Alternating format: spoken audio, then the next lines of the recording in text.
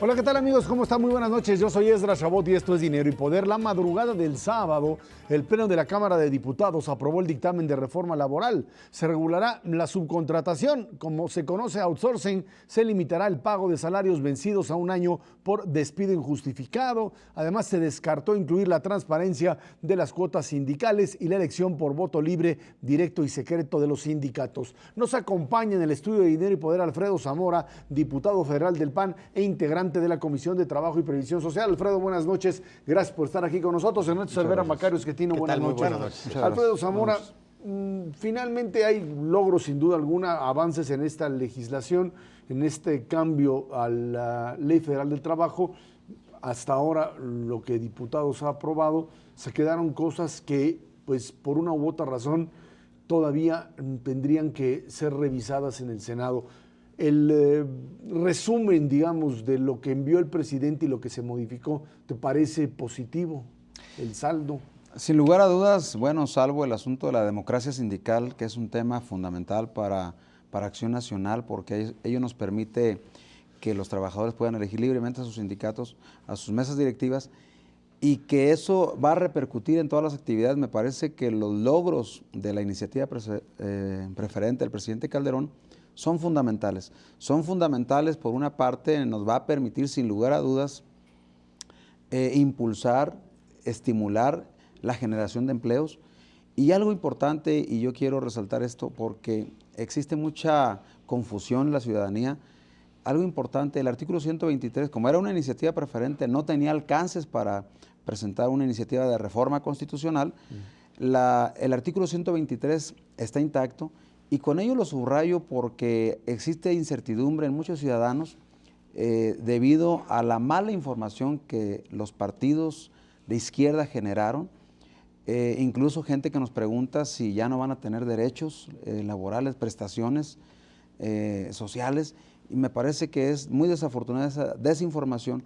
Pero por otra parte, lo que ya está en la ley, en esta minuta pues de la Cámara de Diputados y que va al Senado, me parece que es fundamental, porque abre también la posibilidad para que muchas mujeres jóvenes que hoy no tienen espacios de oportunidad para el empleo, lo tengan con estos estímulos que se les dan, y que también queda claro que el asunto de los salarios caídos, limitarlo a 12 meses, da una seguridad jurídica para la empresa, pero también para el trabajador, porque estamos seguros que esto también va a inhibir las prácticas desafortunadas en las juntas locales de conciliación, las federales, de alargar los juicios, y con ello la inseguridad jurídica para ambas partes. Y por otra parte, hoy se están poniendo candados a los propios servidores de las juntas, a los propios abogados litigantes, al sancionarlos con 100 salarios mínimos hasta 1000, para aquellos que indebidamente alarguen los juicios, que interpongan recursos notoriamente improcedentes con un único fin de alargar estos procesos. Y también el llegar hasta la destitución de los presidentes de estas juntas locales, pues sin lugar a dudas nos va a dar un gran avance en la administración de la justicia laboral. Ahí hay un problema todavía que no se resuelve, una cantidad de sindicatos blancos, sindicatos que se dedican pues supuestamente a brindar protección, a chantajear patrones fundamentalmente y a evitar que de una o de otra manera la propia representación laboral obrera tenga su propio sindicato que puedan negociar. ¿Esto está contemplado? Estaba contemplado en la iniciativa enviada por el presidente Calderón. Sin embargo, y muy desafortunadamente, los diputados del PRI impidieron que fuéramos más allá. Y esto es algo desafortunado porque, bueno, finalmente, como se acaba de señalar, es un chantaje que se les hace a las empresas, que incluso empresas que sin abrir todavía las fábricas, las empresas comerciales, pues ya sean chantajeadas por sindicatos ante el riesgo inminente de un emplazamiento a huelga. Y es absurdo que sin tener trabajadores de los sindicatos, pues estén estas empresas, pues ahora sí, como se dice, al son de lo que los líderes sindicales corruptos, pues estén señalando. Al respecto, en esta reforma se logran algunas cosas. Uno es dar ciertos derechos a jóvenes, mujeres que no existían previamente y algunos trabajos específicos. Se logra reconocer algunas cosas que ya estaban ocurriendo pero que no estaban bien legisladas, como es el caso del outsourcing o tercerización o los contratos de prueba. Pero para simplificar contratación y por lo tanto generar empleo, pues realmente lo único que hay es esto de limitar el pago de salarios caídos y meter un poco en orden a las juntas de conciliación, que eso es lo más costoso que había. Pero pues no se logran otras medidas. ¿Creen que haya la posibilidad de que esto pueda ir avanzando en el futuro cercano con nuevas modificaciones? Yo creo que 42 años son muchos para una ley sin modificarse porque el país ha avanzado, las circunstancias económicas, sociales, culturales de la sociedad son distintas y me parece que el que ya le hayamos metido mano ya en la Cámara de Diputados a esta Ley Federal del Trabajo, me parece que es un buen indicio para seguir avanzando en lo subsecuente. Y que a partir de ahí también, específicamente el PRI, el PANAL, el Verde, tendrán que ir acumulando el juicio de la ciudadanía, porque en esta nueva etapa de transparencia en los medios de comunicación, que le llega la información al ciudadano de la colonia, de la comunidad, del pueblo más apartado, afortunadamente, hoy tienen esa información, y a partir de ahí, lo que haya que ir modificando en la Ley Federal del Trabajo, lo tendremos que ir haciendo, porque lo que requerimos es una ley que permita sí la seguridad jurídica para el inversionista, pero especialmente también sí mantener los derechos de los trabajadores. Y aquí subrayo yo que es importante que los trabajadores que nos ven y nos escuchan sepan que esta modificación, esta reforma laboral no les afecta a los que ya están, pero tampoco a los que vienen, porque las prestaciones en seguridad social se mantienen. Incluso subrayo que en el asunto de la modalidad de contratación a prueba y a capacitación, ellos van a tener derecho a las prestaciones de seguridad social. La gente nos pregunta en la calle, ¿no voy a tener derecho a seguro cuando esté contrato a prueba o esté el contrato a capacitación? Desde luego que sí. Lo que esta modalidad permite es que una vez concluido el periodo de prueba de 1 mes para trabajadores generales o de 6 meses para puestos de dirección o 3 meses de capacitación y 6 meses de capacitación también para puestos de dirección, es que la empresa pueda concluir esa relación sin cargar con los altos costos de una indemnización, que esto venía inhibiendo sin lugar a dudas los espacios, pero que finalmente si esta relación continúa, desde el inicio se va a contar para efectos de antigüedad. Pero algo más, si están cotizando al Seguro Social, pues ya están generando un derecho también de jubilación, de pensión, y que esto es importante que la gente lo sepa, porque de pronto los diputados y diputadas del PRD y de los otros partidos de izquierda han desinformado a la ciudadanía, y insisto, existe pues cierta angustia en el ciudadano común que dice, bueno, y el pago por 7 pesos la hora, ¿cómo vamos a vivir con un pago de 7 pesos la hora? Pues es totalmente falso, porque el artículo 83 establece claramente un candado. En las contrataciones de pago por hora, lo mínimo que se puede acordar es lo que establezca la jornada. Es decir, jamás podrá haber pago de horas por 7 pesos. Claro. Diputado, uno de los más graves problemas que enfrenta la economía mexicana desde hace muchísimo tiempo es la economía informal. De acuerdo con las últimas cifras del INEGI, pues hay más de 14 millones de mexicanos en el sector informal que no gozan, que están al margen de esta ley laboral, la antigua, y desafortunadamente yo creo que también de la actual. ¿Qué incentivos marca esta nueva ley laboral para que la gente del sector informal trate de formalizarse, para que se empiecen a resolver problemas un poquito más allá en el largo plazo de pensiones, de seguridad social, o de planos están totalmente desvinculados? La pregunta es exacta, si esta ley laboral es solo para los 15 millones de trabajadores formales o es para todos los mexicanos. Yo creo que el asunto, y hay que decirlo con toda puntualidad, el asunto de los salarios caídos, que por la ineptitud e ineficiencia de las juntas se alargaba por años, la verdad es que a cualquier inversionista, hasta de los pequeñitos, el que tenía el taller, el que tenía una panadería, pues le daba miedo contratar a una persona a su servicio para que le acompañara como equipo de trabajo, porque y cuando analizamos nosotros dentro de la Comisión del Trabajo este asunto de salarios caídos, que de entrada parecía algo que fuera en contra de los trabajadores, pues lo cierto es que le da seguridad jurídica pues al 90% de las micro y pequeñas industrias, pequeños talleres, que en la práctica pues también estaban de alguna manera a expensas de que algún trabajador se despidiera injustificadamente y que por los años de tardanza pues prácticamente cerraban estos pequeños negocios. Me parece que esta seguridad jurídica que fija claramente hasta qué punto van a ser los salarios caídos, adicional el 2% sobre 15 meses, pues le da seguridad a todo el mundo, y me parece que esto también puede repercutir positivamente en que aquellos negocios o pequeños cuestiones informales que están establecidos, pues vayamos avanzando en esta ruta de la formalidad.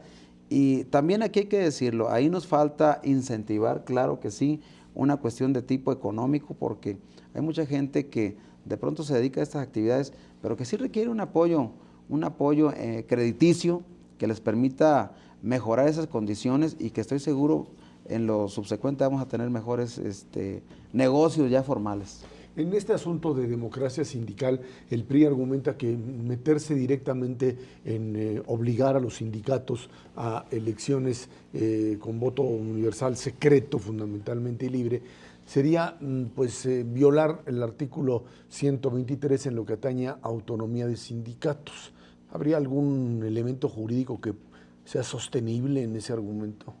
Yo no lo creo, yo no lo creo. Incluso se argumentaba ahí el acuerdo 87 de la OIT, y donde se argumentaba que se establecía la prohibición de la autoridad pública a intervenir en los sindicatos, pero también aquí tendríamos que, yo podría entender que autoridad pública estamos hablando al Poder Ejecutivo, que toma decisiones, pero en lo que se refiere al Poder Legislativo, no establece esa prohibición, y me parece que este es un argumento que no tiene sustento, y que de alguna manera lo que están buscando es justificar su falta de voluntad para ir avanzando hacia adelante, porque hay que reconocer que todos estos sindicatos, la mayor parte de ellos son corporaciones, son agrupaciones corporativas que pertenecen al PRI, y que obviamente a partir de que pertenecen al PRI pues iban a estar descobijados, porque yo no veo ningún impedimento en el 123 para que se hubieran abordado estos temas. Pero además, hay que decirlo, la rendición de cuentas no era al gobierno, era hacia sus propios trabajadores.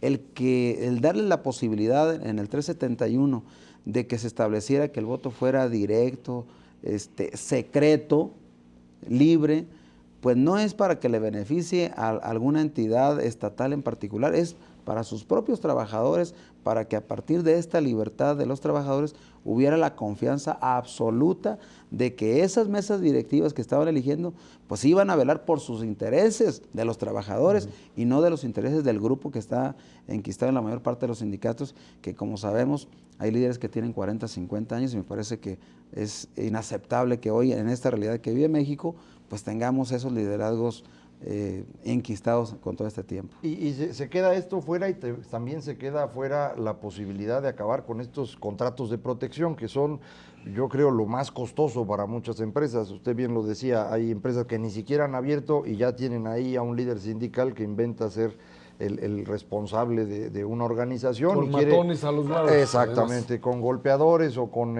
porque así es como han funcionado muchos, son sindicatos inexistentes que se dedican a extorsionar empresas. Ahí tampoco se logró mucho, ¿verdad? No avanzamos, pero es una tarea pendiente. Incluso considero, y así se ha comentado ya al seno de los diputados de la fracción del PAN, vamos en el trámite que va hacia la Cámara de Senadores, vamos a buscar que en la Cámara de Senadores le entremos ahí a la democracia sindical.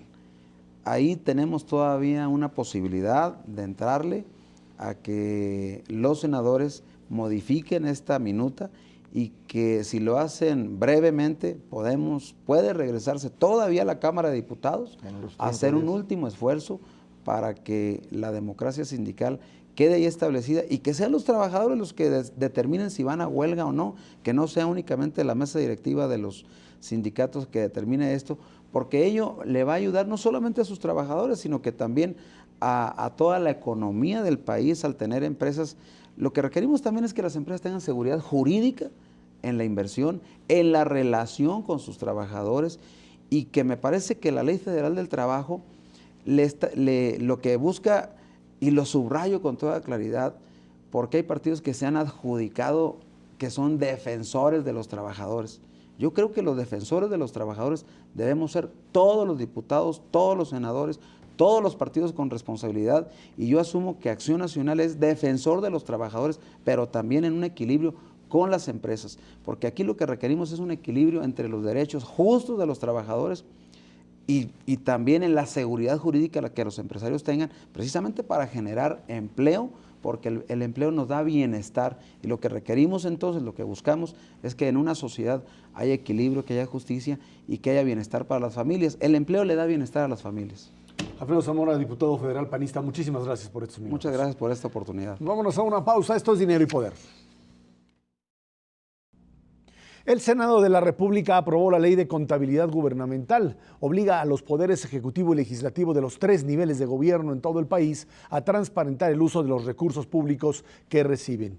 Para complementar esta ley, el PRD presentó una iniciativa en materia de eficiencia presupuestal, rendición de cuentas y combate a la corrupción. Nos acompaña aquí en el estudio de Dinero y Poder Armando Ríos Peter, senador del PRD y secretario de la Comisión de Hacienda. Buenas noches, Armando, gracias por estar aquí con nosotros. ¿Qué tal, Isra? Muy buenas noches y bueno, contento de estar. Muchas gracias. Armando, esta ley de contabilidad aprobada entra en lo que podríamos decir el nudo que tenemos en los gobiernos de los estados y por supuesto en municipios en lo que atañe directamente al manejo de recursos, que ha sido, creo que, la parte de la democracia mexicana que se quedó atorada. ¿Esto lo resuelve? Bueno, yo creo que es un avance importante. Nosotros pues estuvimos muy activos, metidos en el tema. Ayuda a que la contabilidad pues sea mucho más puntual, ayuda a que los 3 órdenes de gobierno y los 3 poderes de la Unión pues tengan que rendir cuentas. Me parece que es un avance importante, pero es insuficiente, no podemos verlo como una panacea, pero yo creo que nos abre la oportunidad de que en el debate, especialmente ahora en el Senado, con el nuevo Congreso y frente al nuevo gobierno, pues pongamos el tema sobre la mesa, el tema de rendición de cuentas, el tema de combate a la corrupción, pues que es uno de los temas que más le preocupan a la gente, que más le duelen a las personas en este país, en el cual ha habido muy poco avance en los últimos 12, 18 años. Hubo un enorme consenso con respecto a esta iniciativa, a diferencia, por supuesto, de cuestiones como la laboral y seguramente cuando lleguen cuestiones hacendarias. Aquí parecería ser que había un denominador común. ¿Cómo lo explicas? Pues estaban de acuerdo. A mí me parece que es una buena oportunidad el hecho que el presidente saliente pues haya mandado esta iniciativa como una iniciativa preferente, que el presidente entrante se haya manifestado públicamente en favor del combate a la corrupción. Pues eso abre tanto que el PAN como el PRI pues estén no solamente en el discurso político, sino en la necesidad de garantizar que el tema del combate a la corrupción sea una realidad.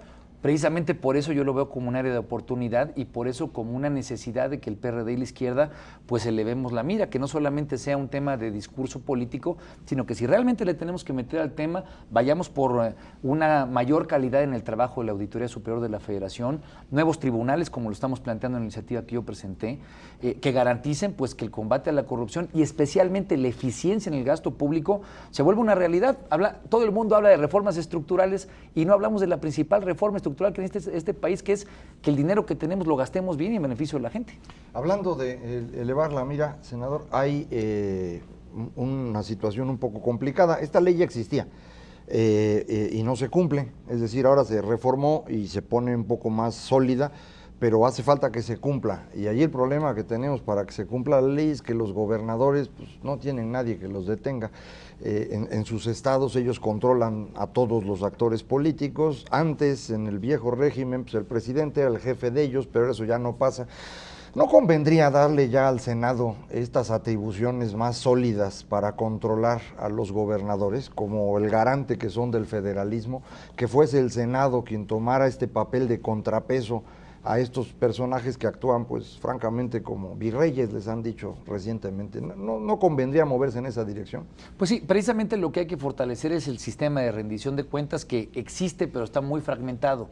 necesitamos darle coherencia, darle integralidad y sin duda alguna darle una capacidad de contrapeso, no necesariamente al Senado exclusivamente, sino al Congreso de la Unión. Tiene un aparato técnico, un instrumento técnico que es la Auditoría Superior de la Federación, que necesita mucho mayores capacidades, especialmente en términos de oportunidad, cuando hace la fiscalización, cuando hace las auditorías, pero también hacerlo en el contexto de las auditorías generales de los estados, en el contexto, digamos, local, que es donde siguen los gobernadores teniendo pues enormes áreas de opacidad, enormes áreas de control político que terminan generando distorsiones en el ejercicio del dinero de la gente.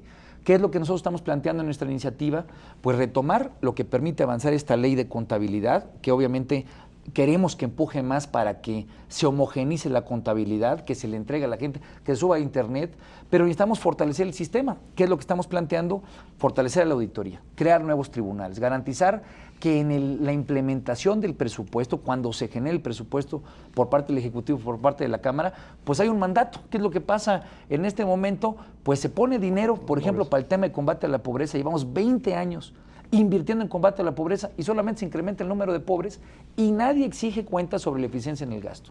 De tal manera que necesitamos que este sistema se fortalezca. Ahí están las iniciativas de transparencia en materia de autonomía para el IFAI. Pues es un instrumento más. ¿Para qué? Para que la ciudadanía, los líderes de opinión, los actores que están interesados, pues puedan verificar que realmente lo que se dice en los discursos pues es lo que está ocurriendo en los hechos. Armando, coincido plenamente contigo en la necesidad de entrarle de a de veras a analizar la eficiencia del gasto público. Los avances que se tuvieron, digamos, en los últimos años en materia, por ejemplo, de una institución como Coneval, en donde el propio gobierno federal pues, crea esta institución, pero al mismo tiempo es reacio a ser evaluado permanente y consistentemente bajo una misma óptica, una misma metodología. Trasladar eso a la parte de los estados, sin duda alguna va a ser una tarea titánica, no cabe la menor duda, pero de alguna manera, ¿qué tanto esta experiencia de haber hecho el Coneval y lo poco o lo mucho que pudo andar va a servir precisamente para dar un fundamento en términos de lo que puede ser pues, la ampliación de esas facultades a nivel estatal, que sin duda alguna es fundamental? Bueno, lo que tú preguntas es sumamente trascendente. Nosotros lo que estamos planteando cuando hablamos de eficiencia del gasto público, pues queremos que cada peso, cada centavo que se invierte en un programa, sea para garantizar la autosuficiencia alimentaria, o sea, para garantizar la competitividad en materia de infraestructura, de esas dimensiones, pues pueda ser claramente evaluado y que sepamos como sociedad que estamos invirtiéndole a algo que está generando avance en el país. El Coneval es un importante instrumento que, sin duda alguna, con este planteamiento que estamos haciendo para que la Auditoría Superior de la Federación pueda revisar el mandato que tiene el gobierno federal o el Poder Ejecutivo, específicamente en términos del Plan Nacional de Desarrollo, pues pueda tener metas y que estas metas puedan ser verificables. En efecto. ¿Cómo funcionan ahorita, para efectos de clarificar, cómo funcionan ahorita las evaluaciones? Pues las hace el Ejecutivo. El Ejecutivo es quien elabora la evaluación sobre una política pública, es el Procampo o el Programa Oportunidades, y pues regularmente el Ejecutivo cuando se evalúa, pues evalúa que lo que está haciendo lo está haciendo bien. ¿Qué tenemos que hacer para que la transición democrática y el equilibrio de poderes se profundice? Pues que sea el Poder Legislativo quien pone los dineros de acuerdo al mandato constitucional, pues quien sepa año con año que ese dinero realmente está dando resultados y que realmente vale la pena volverle a poner dinero a ese programa, o que si no está teniendo resultados hay que corregir e incluso pues evitar que se le siga poniendo dinero a algo que no está teniendo resultados para la gente. Ahora, Armando, el problema también, pues sí, mucha transparencia y información, pero si esto no aterriza también en sanciones concretas sobre aquellos que hacen mal uso del gasto público, pues se queda como eso, una condena moral.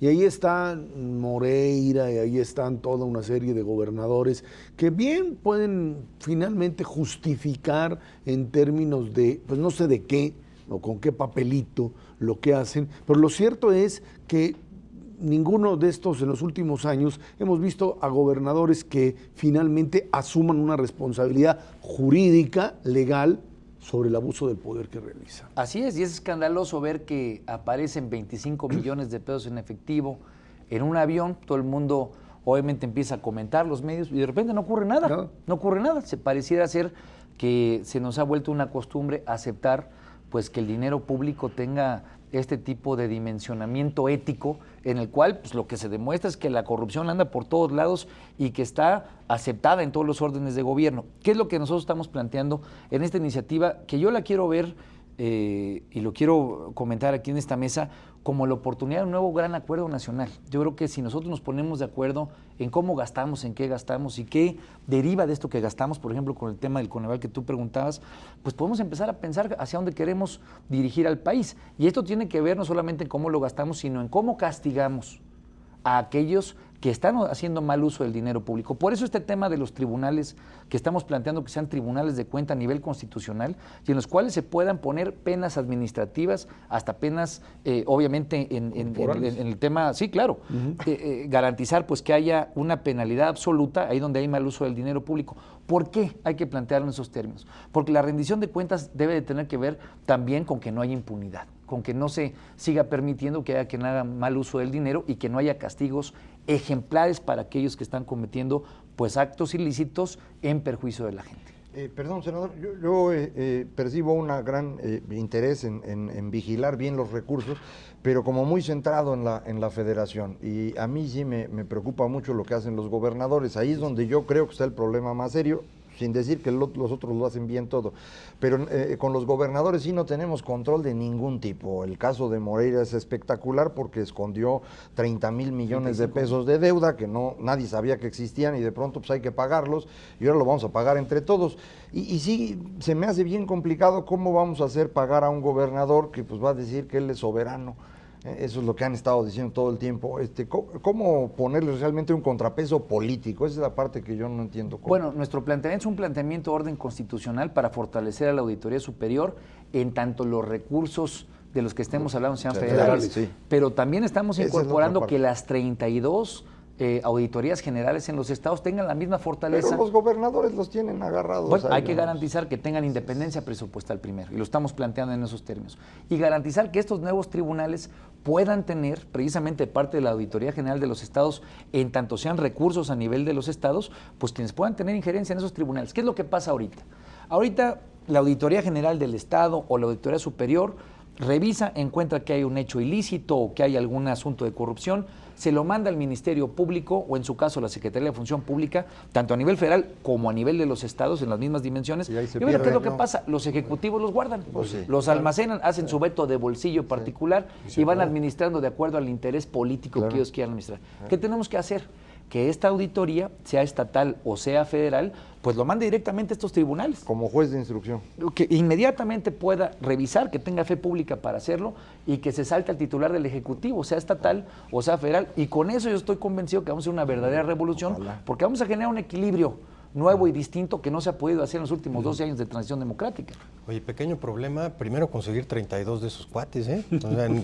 O sea, que le sepan a los números y que sean no corruptibles en el contexto en el que estamos viendo. Pero bueno, al margen de eso, ¿qué tanto le puede dar en la torre a lo que ustedes mandaron la Cámara de Diputados? Porque pues no está del todo. Yo veo condiciones, porque me tocó participar en esta discusión de contabilidad, en la que si hacemos un planteamiento con mucha seriedad, entendiendo que no es exclusivo de un partido político el problema, y creo que sí es importante decirlo en esa tesitura. El problema de la corrupción tiene que ver con municipios de todos los partidos políticos, con gobernadores de todos los partidos políticos, y por eso tenemos que elevar la mira y tenemos que plantearlo como un acuerdo de nuevo momento de la vida del país. Si hoy seguimos con la lógica de falta de rendición de cuentas, seguimos, siempre nos sigue faltando dinero y siempre siguen incrementando los pobres, siempre sigue incrementando la brecha, digamos, de ingreso que existe en el país. Entonces, ha llegado el momento en el que pongamos un alto en el camino del proceso de transición democrática y decir, señores, ¿cuál es el gran acuerdo que sigue? Yo estoy convencido que es en ese tema donde tenemos que avanzar y que no debe depender de personas. Yo no veo que el país vaya a depender de 32 personajes de altísima calidad moral, no. Tenemos que revolucionar la infraestructura institucional, garantizar que pongamos los incentivos adecuados, que hagamos un sistema integral que no esté fragmentado y obviamente, bueno, pues que genere los incentivos para que la gente trabaje bien. ¿Eso sería políticamente viable en las actuales condiciones? Yo espero que sí. Y yo estoy convencido porque es un tema en el que yo quiero ser optimista. A mis 39 años me ha tocado vivir en un país que se ha ido volviendo cada vez más disfuncional precisamente en este tema de rendición de cuentas y ese puede ser el legado de mi generación, realmente poder ponerle énfasis a un tema que tenga que ver con gastar bien, que genere resultados en beneficio de la gente y que ahí donde haya mal uso del dinero público, sea estatal, sea municipal o sea federal, haya castigos ejemplares. Sí, a mí me parece que esto es una idea que puede ser muy útil, pero sí creo que necesitamos estos contrapesos políticos que impidan que el gobernador se vaya haciendo de poder suficiente para ir doblando a las personas. Otra vez decían 32 personas incorruptibles. Es más tener contrapesos suficientes y por eso mi insistencia en el Senado. Ahí en el Senado está el que quiso ser gobernador y no pudo, el que quiere ser gobernador para la otra o el que fue gobernador. No puede, Entonces, son los enemigos del gobernador los que están en el Senado y creo que por su propio interés podrían ser pues los contrapesos relevantes. Entonces, por eso mi insistencia. Yo coincido. Tiene que ser una situación de un equilibrio de poderes, entender que no es un problema de un solo partido político, tener una visión de Estado realmente en esta temática y aprovechar el momento, la oportunidad yo creo que está en que este tema de la transparencia, el combate a la corrupción, pues está puesto sobre la mesa. Hay que tomarle la palabra a Enrique Peña Nieto y decirle, bueno, órale, pero no solamente para lavar cara en un momento político electoral, sino decir, si queremos entrarle a fondo, pongamos un estándar de calidad y así como hicimos el Instituto Federal Electoral hace 30 años de una transición que nos permitió llegar a instituciones autónomas, a tribunales autónomos, tomemos el tema del combate a la corrupción como un legado de la transformación institucional que de manera transversal corrió de toda la vida pública. Ahí donde hay un secuestro, ahí donde hay un tractor, ahí donde hay un contratista de una carretera que le dan malos resultados o que impiden que la convivencia en el país sea una convivencia sana, bueno, pues es porque hay corrupción. Entonces hay que combatirla para tener un país mejor. Armando Ríos Peter, senador, muchísimas gracias por estar aquí con nosotros. Al contrario, ustedes. Vámonos a una pausa. Esto es Dinero y Poder. El INEGI presentó la encuesta nacional de victimización y percepción sobre seguridad pública 2012. De acuerdo con los resultados obtenidos, 1 de cada 3 hogares mexicanos fue víctima de algún delito en 2011. El estudio revela que el costo de la inseguridad y el delito ascendió a 212 mil millones de pesos, equivalentes al 1.38% del Producto Interno Bruto. Ahí están los datos que todavía hablan de un enorme costo. Por supuesto, en términos humanos y en términos de una sociedad que no ha alcanzado, a pesar de este combate contra la criminalidad, a percibir claramente que su nivel de seguridad ha aumentado durante los últimos años. Y bueno, pues esto ha sido quizá la constante durante todo el sexenio. En los últimos meses hemos visto caer a una enorme cantidad de capos de la droga, como tales en distintas áreas, tanto de los grupos del Cártel del Golfo, los Zetas, etcétera. Y sin embargo, pues se da aquí quizá el gran temor que tiene mucho la ciudadanía, que es cuando se pasa de un gobierno a otro y los mandos se trasladan, cómo este equilibrio, entre comillas, para muchos es catastrófico, pues podría alterarse. ¿Cómo evitar que esto se convierta a partir del 1 de diciembre en una situación todavía más compleja? Sí, sin duda alguna, Ezra, hay 3 factores aquí que yo pondría sobre la mesa en el tema. Primero, la percepción de la gente es, desde luego, pasadas las elecciones y un poco clarificada la parte económica, a la seguridad como la principal preocupación de las familias en el país, de las empresas, te diría también, desde hace mucho tiempo. Llevamos 3, 4, 5 años con la seguridad siendo el factor fundamental en términos de muchísimas decisiones. ¿A qué ciudad nos vamos a vivir? ¿En dónde se va a ubicar la empresa? Prácticamente todo gira en torno a la seguridad, no en torno a las decisiones fundamentales que deberían de regir las pues decisiones fundamentales de las familias y de las empresas de México. En segundo lugar, la percepción yo creo que es fundamental en términos de que la gente siente que está aumentando la inseguridad, ni siquiera que se está estabilizando o que está descendiendo. Y en ese contexto esta encuesta viene a develar pues una suerte de estancamiento precisamente en un indicador tan importante como es la inseguridad. Y el tercer aspecto, que es el que tú mencionas, es el status quo. La gente hoy por hoy está prefiriendo, sin duda alguna, que se queden las cosas como están. No es que estemos contentos, pero la verdad es que hay una suerte de desconfianza en torno a qué es lo que pueda pasar hacia adelante. Y en ese contexto, pues la gente prefiere arrimarse al viejo adagio mexicano de estábamos peor cuando estábamos mejor, Y hay un verdadero pánico de que se salga el ejército, de que la PFP efectivamente abandone algunos lugares en donde están allí y tengan nuevas soluciones que son perfectamente desconocidas. A final de cuentas, han pasado 6 años en donde esto ha escalado de una manera muy importante. Hace aproximadamente unos 8 meses empezó a percibir una atenuación de la problemática y hoy estamos estancados en un mismo nivel. Sí, ha habido una diferencia en la cantidad de homicidios, que es la medición que existe. Los homicidios crecieron mucho, se estabilizaron, han ido bajando un poco, pero seguimos un nivel 3 veces más alto que el que teníamos antes de que esto ocurriera. Y no tenemos mediciones confiables de otro tipo de delitos que son los que más preocupan, me parece, a la mayor parte de la población, como el secuestro y la extorsión. Y esto específicamente en algunas regiones del país ha sido muy, muy serio, el caso de Tamaulipas, Nuevo León, Veracruz. Entonces, ha sido complicado controlar esto. Tú decías hace un momento, en el cambio de gobierno hay la preocupación de que se pierda el control, y es una preocupación que tiene fundamento. Precisamente el Chapo se les peló exactamente en esa transición entre el PRI y el PAN. Es cuando se distrae, digamos, las autoridades que controlan esto, y así se les fue de un penal de alta seguridad. Fue el último caso de un penal de alta seguridad, pero pues un caso muy relevante. Hay algunas regiones del país en donde la seguridad ha ido mejorando mucho en los últimos meses o años, desde Baja California, incluso Chihuahua, Sonora, Sinaloa, ya están menos mal que como llegaron a estar durante el sexenio. Algunos de esos lugares están ya a los niveles que tenían previo a la guerra contra el crimen organizado, pero todo el resto del país, hacia el lado del Golfo de México, está en una situación mucho peor que la que habían conocido. Es el caso tal vez más notorio, sea en Monterrey, en donde estaban acostumbrados a estar muy tranquilos, pero Tamaulipas tenía rato siendo complicado, ahora es peor. En Monterrey ellos pensaban que pues era imposible que hubiera una situación grave y la están viviendo. Entonces hay que esperar ahora con el nuevo gobierno cuál va a ser la estrategia. No han sido claros al respecto, ni en la campaña el señor Peña Nieto dijo para dónde pensaba moverse, ni hasta ahorita he escuchado yo alguna idea clara. La única idea que se puede percibir de los discursos que se han venido ofreciendo es bajarle a la violencia. Pero eso no te dice nada, a final de cuentas. Y yo creo que esto tiene que ver también con, finalmente, el mapa de delincuencia que te presenten. Yo recuerdo que en el momento en que Vicente Fox le entrega a Felipe Calderón el mapa de cómo está el país, la percepción de qué es lo que hay que hacer cambia radicalmente. Es muy distinto tu proyecto de campaña, etcétera, a cuando de repente tú eres el responsable directo, el que tienes el timón del país, y de repente tienes el mapa de México y te empiezan a decir, mire, es que aquí tenemos este problema de este gobernador que no sabemos qué está haciendo, con quién está trabajando, aquí está este grupo, aquí está copado por este.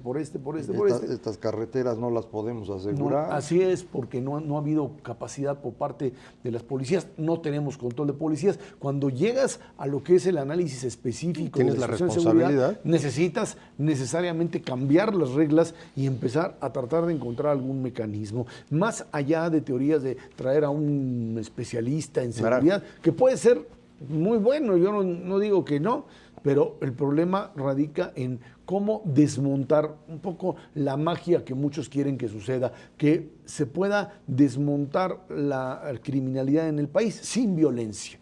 ¿Sí? Cuando se dice que la mayoría de los ejecutados o de los muertos durante el sexenio de Calderón son producto de la violencia, sabemos que la gran mayoría de ellos eran parte del crimen organizado. Es cierto que hay civiles y también, por supuesto, soldados y policías que cayeron, lo que le llaman daño colateral, que a veces es muy mal que se denomine así, pero el problema aquí radica en que cuando tú mides el poder que tiene una delincuencia organizada y lo enfrentas a un gobierno federal, pues yo no sé en qué momento se puede jugar a la inteligencia como si jugara uno a esas, pues no sé, series norteamericanas en donde de un momento a otro desmontas a Y ya. una banda y se te Y vi- mueren y vi- dos y vivieron felices y para todos siempre. para siempre, ¿no? No, simplemente no. Y no, aquí, no. aquí hay un problema también de cómo se interpreta lo que estamos viviendo. Mucha gente dice, pues es cuestión de pactar con ellos, como se ha hecho durante mucho tiempo. Pues yo no sé si alguna vez pactaron, pero tampoco es una cosa trivial esto. Para quienes se dedican al narcotráfico, probablemente esa solución pueda existir, no necesariamente yendo a negociar directamente con ellos, pero puede existir. Pero hay otros grupos delincuenciales en México muy grandes, muy poderosos, que se dedican fundamentalmente al secuestro y a la extorsión. Y con ellos pues no hay negociación viable. ¿Qué vas a negociar? Mira, pues extorsióname nomás a los de Tamaulipas, pero a los de Nuevo León no, eso no lo puedes hacer. Entonces ahí sí tiene que haber un enfrentamiento y ese enfrentamiento es por obligación violento y va a seguir habiendo una cantidad importante de caídos en esto. Es muy feo decirlo así, pero pues no hay otra salida. La otra cosa que es interesante de la encuesta es que el nivel de expectativa de que las cosas van a mejorar es muy alto. Y yo creo que mientras más alta es la expectativa, Más peor. es la caída. Y ahí el punto es cuánto tiempo le va a dar la sociedad mexicana a Peña que las Nieto. cosas mejoren. Y bueno, normalmente se establecen programas de 100 días. Yo creo que es imposible resolver un problema de esta naturaleza en 100 días o ni siquiera que se empiecen a percibir cosas de manera diferente en tan solamente 3 meses. Vamos, no hay casos en el mundo, excepto que venga pues una estrategia en la cual ya tendrías que haber estado trabajando desde hace Desde muchísimo tiempo Así para es. que se vean los resultados Y eso inmediatamente. no ha sucedido. Vámonos no a una parece. pausa y vamos a platicar de regreso, por supuesto. Le quedan a Felipe Calderón prácticamente 2 meses, menos de 2 meses al mando. ¿Qué fue lo que sucedió en este sexenio? Esto es Dinero y Poder. Menos de 2 meses para que el presidente Felipe Calderón termine su administración. Aunque existe estabilidad macroeconómica, creación de empleos, esto no es suficiente, lo reconoce el propio presidente de la República. A menos de 60 días de acabar su gobierno, se han creado poco más de 2 millones de plazas de trabajo. En momentos de crisis mundial, México puede presumir estabilidad macroeconómica, no por supuesto el combate a la pobreza, pero el saldo más significativo que dejará es el del combate al crimen organizado, que ya platicábamos anteriormente y que, bueno, pues representa, por un lado, una estrategia que en el exterior los norteamericanos están contentísimos con lo que ha hecho el gobierno mexicano. La sociedad mexicana dice, pues no tanto, porque ya hubiésemos querido más tranquilidad. Creación de empleos, estabilidad macroeconómica, iba a ser el presidente del empleo. Esa era la forma como se anunciaba durante su campaña el presidente Calderón, y luego pues tuvo la mala fortuna de que vino la crisis en Estados Unidos en 2008 y eso costó un montón de empleos que afortunadamente se recuperaron los que se perdieron, se ganó un poquito más, pero en el neto pues son pocos empleos los creados durante el sexenio comparado con pues este mítico 1 millón de empleos que se necesitan cada año, que pues eso es nada más para mantenerlo en la mente, porque realmente no ocurre. Es un buen análisis para los demógrafos. ¿Por qué te burlas de eso? En términos de pobreza también el asunto no es tan claro. A mí parece que cuando evaluemos esto en un plazo un poco más largo, se podrá ver que el comportamiento de la pobreza en México no fue malo. Y otros que se les ha festejado mucho en los últimos meses, como el caso de Brasil, es probable que en el próximo año, dentro de 2 años, la interpretación sea totalmente distinta, porque estos fenómenos son difíciles de mantener en un plazo largo, sobre todo cuando uno enfrenta alzas en el precio de los alimentos, como nos ha tocado vivir. Entonces, creo que la evaluación correcta de lo que ocurrió durante el sexenio de Calderón se va a poder hacer en 1 o 2 años más, y a mí en principio ahorita me parecería que en todo lo relativo a economía, pues la calificación del sexenio de Calderón es bastante buena. En la parte de seguridad es donde la calificación es bastante mala, pero en la parte de economía, digo, es muy fácil ver lo que está pasando en el resto del mundo y creo que estamos bastante bien nosotros. Durante mucho tiempo lo que le pasó a México es que las variables no le coincidieron. Cuando en México había estabilidad y posibilidad de crecimiento, entonces las crisis internacionales pues terminaron por bloquearle, digamos, parte de su posibilidad de generación de crecimiento. Y de repente, cuando había crecimiento a nivel internacional, nosotros andábamos devaluando y en el desastre autoinfligido. Ahora parece ser que las estrellas se alinean y México está en la posibilidad de que su estabilidad macroeconómica esté en línea con un crecimiento económico a nivel mundial, o por lo menos en los Estados Unidos, que le permita pues ahora sí hacer uso de su buena suerte, ¿no? Hace mucho tiempo que no caminábamos con dos pies. Efectivamente, llevamos 3 años consecutivos, que son 12 trimestres creciendo arriba del 4%, que eso se tiende a soslayar porque se compara y se promedia con el desastre que tuvimos en el 2009, exactamente. Ahora, estos 3 años de manera consecutiva sí han generado 800,000 empleos en promedio por año, que siguen siendo insuficientes para el 1.2 millones que se requiere demográficamente, sobre todo en las generaciones que están entrando precisamente al mercado laboral.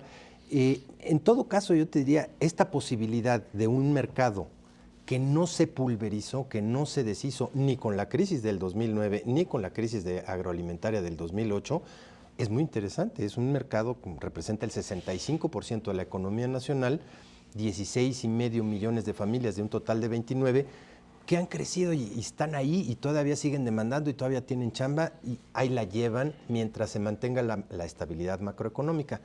Al mismo tiempo, con una economía externa en donde las exportaciones siguen creciendo casi 10%, la producción industrial sigue creciendo al 5%, pues se te combina ahora sí que una alineación de estrellas realmente muy buena en términos de perspectiva de crecimiento. Eso no se hizo de la noche a la mañana. Hay que reconocer que la estabilidad macroeconómica la puedes perder y es tu culpa, pero no la hiciste tú. La venimos haciendo todos los mexicanos desde hace 20 años. Reduciendo el déficit público, corrigiendo el déficit externo, apretándonos en términos de deuda privada, familias y empresas, la hemos construido entre todos. No echarla a perder es una responsabilidad y yo creo que ese es uno de los mejores éxitos de esta administración. Habrá que ver, yo no necesariamente concuerdo con lo que dice Macario, en términos de la pobreza. Yo creo que sí, efectivamente hay diferentes tintes y no necesariamente tiene que ver con la responsabilidad de esta administración. El hecho de que hayan aumentado los precios de los bienes agroalimentarios en el mundo no es culpa de Felipe Calderón, pero sí le pegó a la pobreza. Durísimo en 2008 y en el 2012 le va a pegar igual o peor. No lo sabemos todavía, tendremos que tener la medición del 2012. Hay otro tipo de pobreza vinculada con la parte patrimonial de las familias mexicanas que está mucho mejor en términos de acceso a servicios básicos, mucho mejor en términos de las características de la vivienda, de eso no cabe la menor duda.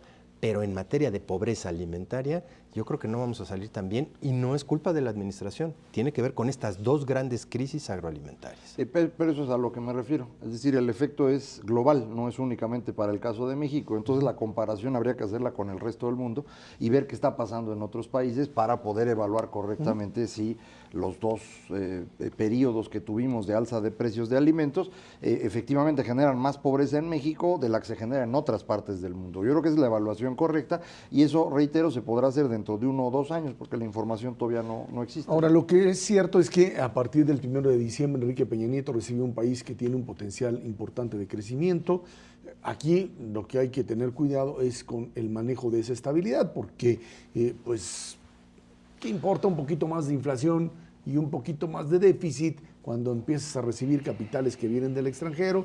Y si así podemos crecer al 6, al 7 y en una de esas pues le metemos más y crecemos al 8, ¿no? Y con eso combatimos pobreza, ¿no? Vamos a ver qué es lo que deciden hacer. Eso va a depender de cómo trabajen, pero... No estoy de acuerdo. Ya hay instituciones en este país que son autónomas y no tienen que ver con el gobierno federal, que no van a dejar que pase eso. Todavía son autónomas. ¿Todavía? No, bueno. Todavía son y van a autónomas. seguir siendo autónomos es que el Banco Central, la Comisión. Sí, pero hay una discusión ahorita que está en proceso que vale la pena aclarar para el auditorio sobre si deberíamos darle al Banco de México el mandato dual.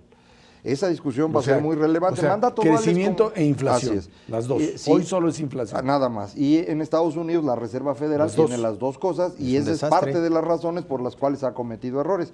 Esa es la parte que a mí me preocupa. No, esperemos el caso. Y no solamente es el Banco Central, yo creo que hay otras instituciones en este país que te han fortalecido de una manera para poder preservar la estabilidad macroeconómica por encima de muchísimas otras cosas. Sí hay capacidad para estropear muchas otras en términos del déficit público, por ejemplo. Así es. Pero tendrías que violar la ley de la Administración Pública Federal que te impide tener un déficit más allá de 2,5%. O modificas la ley Y entonces sí ya te metes en camisa de 11 varas, porque entonces tenemos otra institución que se llama Cámara de Diputados que no los va a dejar. Esa es la parte interesante del Esa es asunto. la parte. No los va a dejar mientras se logre tener un contrapeso en las cámaras. Si ese contrapeso ya no lo mantenemos porque se les ocurre a los diputados salirse para hacer presión, pues ahí es donde se pierde, ¿eh? Pero el problema además se radica en el otro, algo que ya hemos platicado, que es el hecho de que hay ciertas deudas, como las de los estados, sobre las cuales no hay control y de repente van a aparecer ahí y a ver quién las paga. Y a partir de eso, tu gran esquema de una gran economía equilibrada se empieza se a te viene complicar. para abajo, ¿no? Hoy por hoy todavía no es un fenómeno. La dinámica de crecimiento sí nos puede dar un dolor de cabeza gigante dentro de 3 o 4 años. Y más, hay un problema. Las cuentas no están bien. Los gobiernos estatales mienten, como lo hizo el de Coahuila. Y en las transiciones salen los números. conejos. Exacto, ahí van a salir. Y lo que yo entiendo es que en vez de una deuda de 3% del PIB de los estados, que es lo que sabemos, la deuda le anda pegando al 8%. ¿Y Y ya eso? 8% del PIB ya se empieza a resentir. Entonces ahí es donde ya tiene que... Esa es la parte que no nos queda clara, por eso lo que se discutía al inicio del programa acerca de la ley de contabilidad gubernamental. Necesitamos información confiable, porque si no, pues podemos estar en un problemón que no nos hemos dado cuenta, pero va a salir en las próximas semanas, ¿eh? Y cuando te aparezca esto, pues vas a tener que entrarle como gobierno central a atenderlo, porque si sí. no, no hay de otra. Efectivamente. No, entonces sí tienes problemas. Sí, por eso hay cosas todavía que falta por arreglar, entonces no está clarísimo hacia adelante, pero oportunidades México tiene, falta que las podamos aprovechar. Ernesto Cervera, Macario Esquetino, muchísimas gracias. Gracias a usted que nos ve y nos escucha todos los martes aquí en 11 TV México, Dinero y Poder. Recuerde, estamos en la radio Noticias MBS en el 102.5 del FM de lunes a viernes de 5 a 7 de la tarde. Por nuestra parte, muchísimas gracias y muy buenas noches.